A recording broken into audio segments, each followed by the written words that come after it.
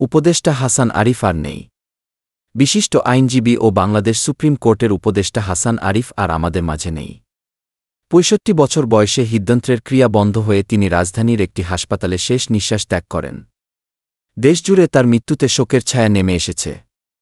হাসান আরিফ ছিলেন দেশের একজন সুপরিচিত আইনজীবী এবং পেশাগত জীবনে তিনি অসাধারণ দক্ষতা ও সততার জন্য পরিচিত ছিলেন।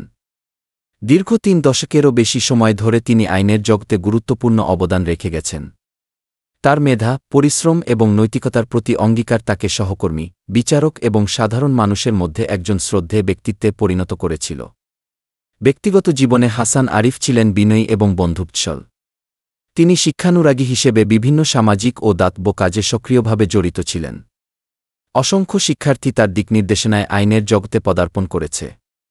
তার মৃত্যুতে বাংলাদেশ বার কাউন্সিল, সুপ্রিম কোর্টের আইনজীবী সমিতি এবং অন্যান্য পেশাজীবী সংগঠন গভীর শোক প্রকাশ করেছে। এক শোক বার্তায় তারা বলেন, হাসান আরিফের মতো দক্ষ আইনজীবীর শূন্যতা পূরণ করা সম্ভব নয়। তার অবদান স্মরণীয় হয়ে থাকবে। আগামীকাল সুপ্রিম কোর্ট প্রাঙ্গণে তার নামাজে জানাজা অনুষ্ঠিত হবে। এরপর তাকে পারিবারিক কবরস্থানে দাফন করা হবে।